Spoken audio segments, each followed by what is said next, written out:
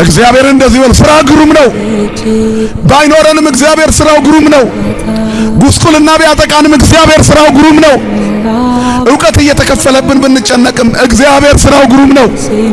የማምሻ ዘመናችን ድካም የበዛበት ቢሆንም ፍጻሜያችንን ስለሚያሳምረው እግዚአብሔር ስራው ምንድነው? ንገሩኝ። ግሩም ነው በሉ። ምንድነው ስራው? እግዚአብሔር ግሩም ነው። እግዚአብሔር ስራው ግሩም ነው። እግዚአብሔርን እንዲበሉት ስራ ግሩም ነው። የበላችሁ የጠጣችሁ ብቻ የለበሳችሁ ገንዘብ ያላችሁ አይደላችሁ።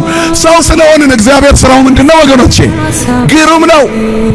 ግሩም ነው። ቢኖረንም ባይኖረንም እግዚአብሔር ስራው ምንድነው? ግሩም ነው። በስጦታው አይለካም። እግዚአብሔር ስለሰጠን አይደለም፣ ሳይሰጠንም ግሩም ነው። በመከልከል ውስጥ ሰጪ ነው። እግዚአብሔር የሚከለክለን የማይጠቅመንን ነው፣ የሚሰጠን ለኛ የሚበጀንን ነው። ለምንን ሁሉ አይሰጠንም፣ ምክንያቱም ስራው ግሩም ነው። ተቀብለን እንዳንጠፋ ሳይሰጠን ያኖረናል።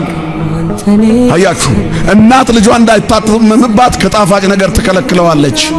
ስስታም ሆነ አይደለም፣ ልጁ በጣም ያምረዋል፣ እናት ትከለክለዋለች። እግዚአብሔር ለኛ ከእናት ልጅ በላይ ውድ ነው፣ ከአባት በላይ ውድ ነው። የአባትን እልፍኝ የሚያስረሳ ፍቅር ያለው እግዚአብሔር ብቻ ነው። ታድጎቱ ታላቅ ነው። ክብርና ምስጋና ለስሙ ይሁን።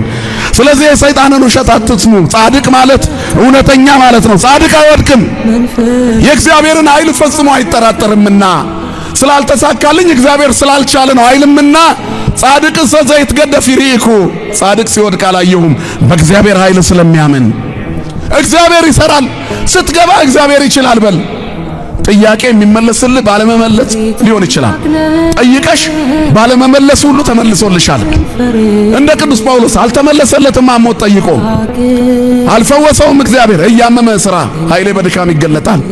እግዚአብሔር እንዲህ እየወጋው ይፈውሳል ይሄ ሰው ብሎ እኔ ባንተ ላይ የምሰራውን ተአምር ይይ። ቅዱስ ጳውሎስም እኔን ያልፈወሰ እግዚአብሔር እናንተን እየፈወሰ ነው ብሎ ሰብኳል። ንገሩኝ እስኪ። አልሰበከም።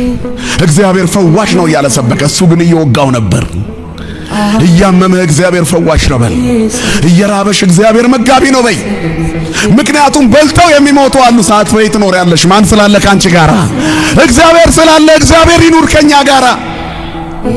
ለውድቀታችን ትንሣኤ፣ ለሞታችን ሕይወት፣ ለማጣታችን ማግኘት፣ ለራቁትነታችን ልብስ ማን ይኑር ከኛ ጋር ወገኖቼ?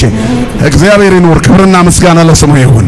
ስለዚህ ከምናስበው በላይ የሚያስብልን እግዚአብሔር ታላቅ ነው። ይህን አትርሱ። ኃይሉን አትጠራጠሩት። በእውነትና በሕይወት እንኖር፣ ያኔ አንወድቅም። ሐሰተኛው ዲያብሎስ የሱ እንሆናለን። ስንዋሽ እንወድቃለን። ስለ ተዋህዶ የዋሹ ብዙ ሰዎች አሉ። መጨረሻቸው ጥፋት ነው። ለዳሪቶሙ ለህርትምና የሐሰተኞችም ሁሉ ዕድላቸው በዲን እና በእሳት በሚቃጠል ባህር ነው፣ ይኸውም ሁለተኛው ሞት ነው ይላል ራእይ 21 ቁጥር 8። ሐሰተኞች ገሃነም ነው የሚወርሱት። ስለዚህ እግዚአብሔርን ኃይል መጠራጠር ውሸታምነት ነው። ጻድቅ አያጉረመርምም፣ እግዚአብሔር አይችልም አይልም። ይሄ ውሸት ነው። እግዚአብሔር ከሃሊ ነው፣ ችሎ ይኖራል። መድኃኔዓለም ሁሉን ያስችለን ወገኖቼ።